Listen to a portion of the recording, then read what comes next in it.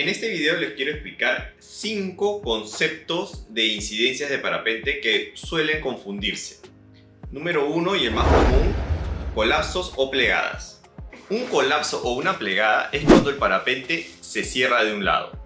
Cuando se cierra de un lado es un colapso asimétrico, que es el más común de los colapsos, y cuando se colapsa el borde de ataque, todo el borde frontal del parapente se le llama un colapso simétrico o un colapso frontal. Los colapsos son parte normal del vuelo. Son producto de factores externos, como la misma turbulencia, el hecho de entrar a una térmica y que un lado del parapente esté en la térmica y el otro en la descendente, puede hacer que se nos colapse un lado.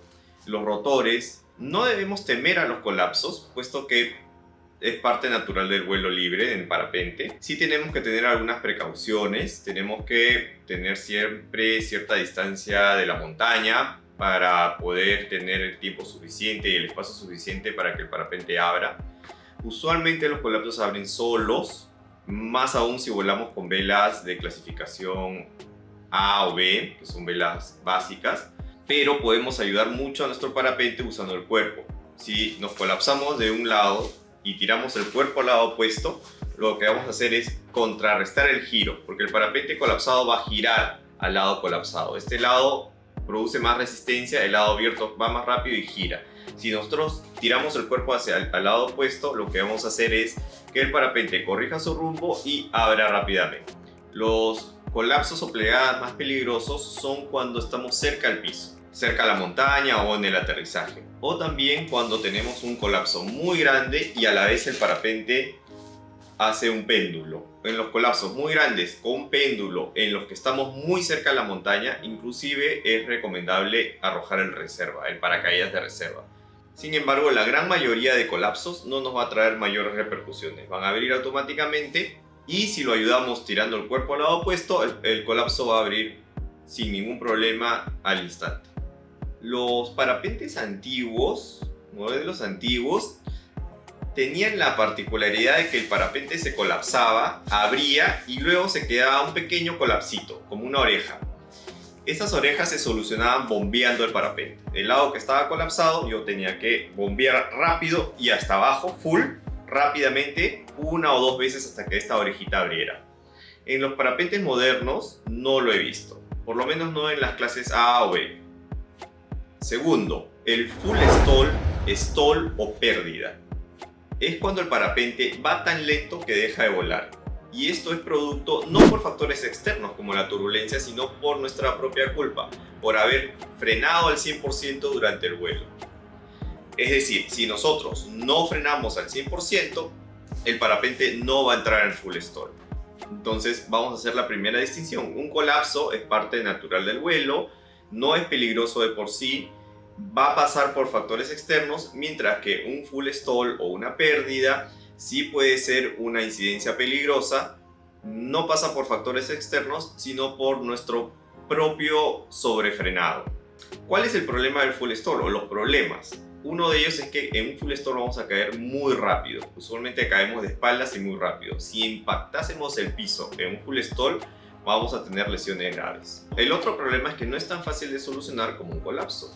Un full stall va a demorar tal vez unos 50 metros a más en abrir y no se puede abrir inmediatamente. Si yo he frenado al 100%, tengo que primero subir las manos hasta la mitad, más o menos, el 50%, para que el parapente se estabilice en algo que se llama backfly, que es como un full stall, una pérdida, pero no tan abrupta. El parapente está entre la mitad, entre volar y en stall.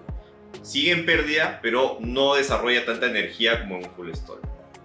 Luego que lo mantengo en backfly unos segundos, puedo subir las manos para que el parapente recupere. Y es probable que si no lo hago en un tiempo adecuado, lo mejor es subir las manos cuando el parapente esté yendo hacia adelante y no yendo hacia atrás, para que este no, digamos, cabecee muy pronunciadamente.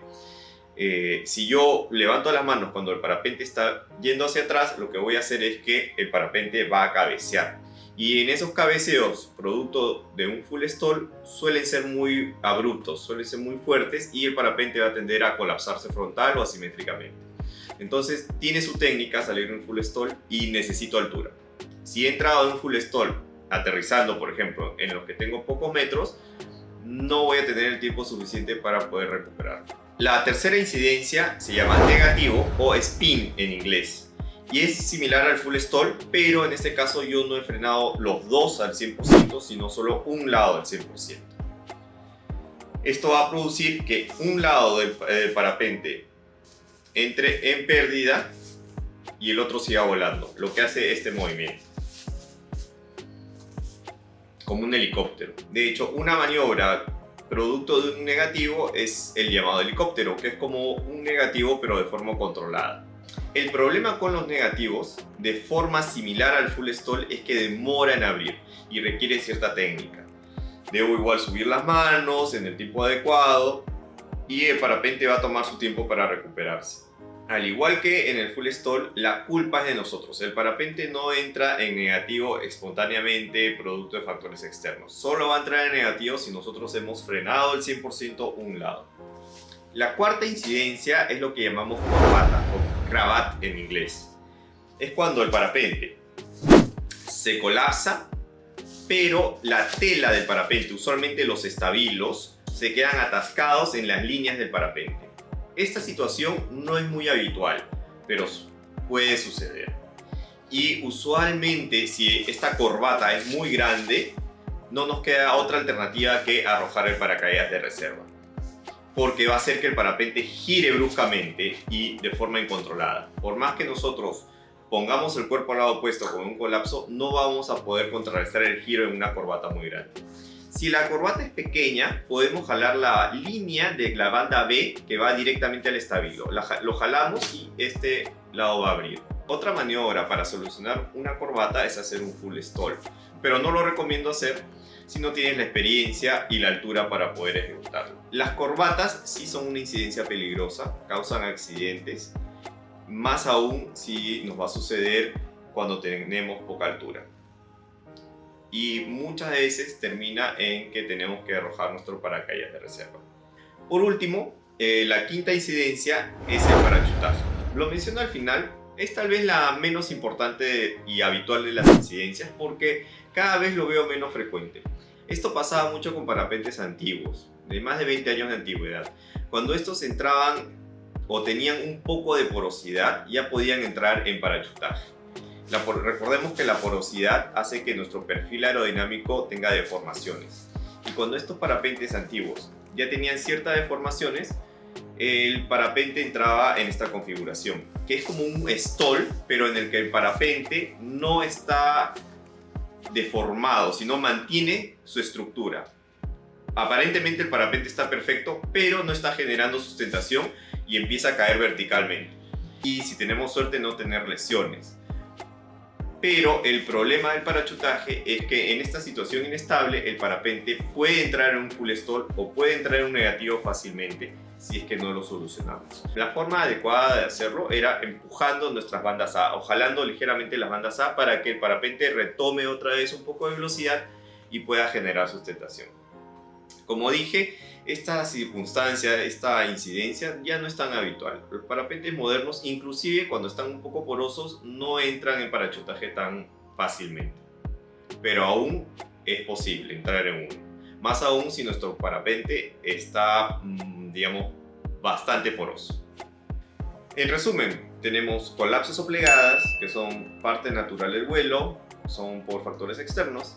Tenemos el full stall o la pérdida, que es cuando frenamos los dos frenos al 100% y hacemos que el parapente deje de volar. Tenemos el negativo spin, que es un stall, pero de un solo lado del parapente, que hace que el parapente gire como un helicóptero.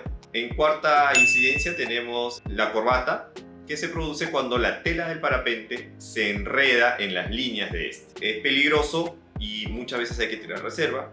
Y la quinta, menos habitual de todas, es el parachutaje, que es una pérdida intermedia con un parapente que está perfectamente inflado pero que ha dejado de generar sustentación. Y la forma de salir de este es evitar frenar y empujar las bandas A hacia adelante. Pónganme en los comentarios qué tipo de incidencias ustedes han experimentado. Muchos de ustedes ya han tenido colapsos, pero si han tenido alguna vez una pérdida, una corbata o un parachutaje, escríbanme qué les pareció y cómo lo resolvieron. Espero que este video les haya ayudado. Recuerden ponerle like y suscribirse a mi canal si quieren recibir más contenido como este. Nos vemos en el siguiente video.